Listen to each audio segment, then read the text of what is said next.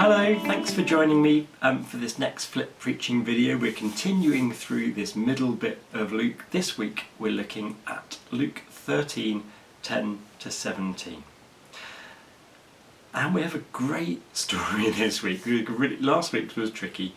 This week is just pure goodness, pure Jesus being brilliant and setting people free and having nothing to do with people who want to hold people back. Really liberating story this week. So we have Jesus teaching in one of the synagogues on the Sabbath. When you read that, you know it's going to turn out bad for the people who run the synagogue. Anyway, Jesus goes into the synagogue and he's teaching, and it's the Sabbath, which means in that day that you couldn't do work.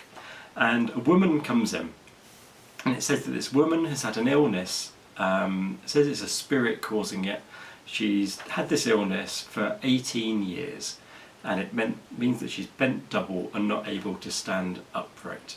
So she's been crippled for a long time, and Jesus sees her, Jesus notices her. Perhaps many people wouldn't. She's the sort of person who you might overlook because you think, oh, that's just too difficult. But Jesus doesn't think like that, and he sees her and he calls out to her and says, "Woman, you've been set free from your illness, stand up straight." And she was restored immediately and began praising God. So that's wonderful. Jesus notices the things that bind us, that hold us down, and he sets us free. He sets us free. Now, the other part of the story is that the man who runs the synagogue is annoyed at this. He's really upset because you're not meant to do that sort of thing on the Sabbath. In his head, he says, look, there are 6 days in the week when you can come and be healed.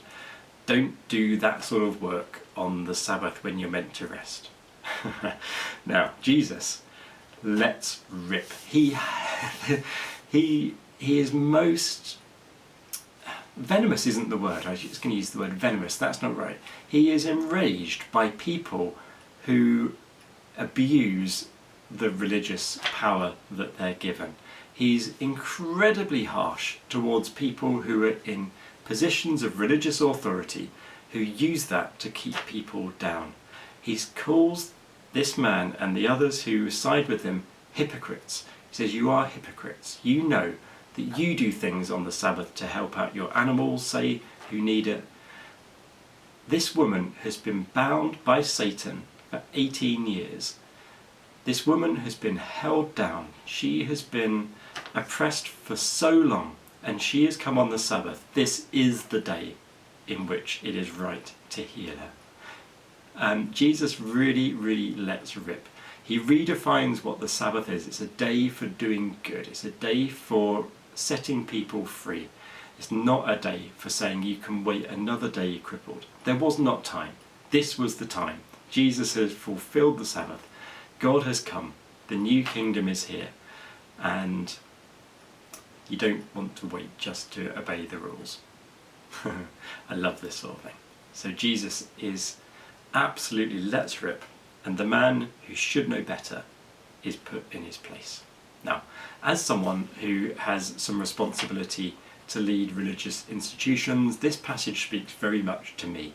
I need to be on my guard that I don't let the things which I think are important get in way of what is actually important, which is setting people free, liberating people. So may we all be people who notice when people are bound, when people are kept down, and may we not waste any time at all in praying for them, doing what we can to liberate them from what holds them. The Sabbath is the day for liberation. It's the day for setting people free. So let's go and do that.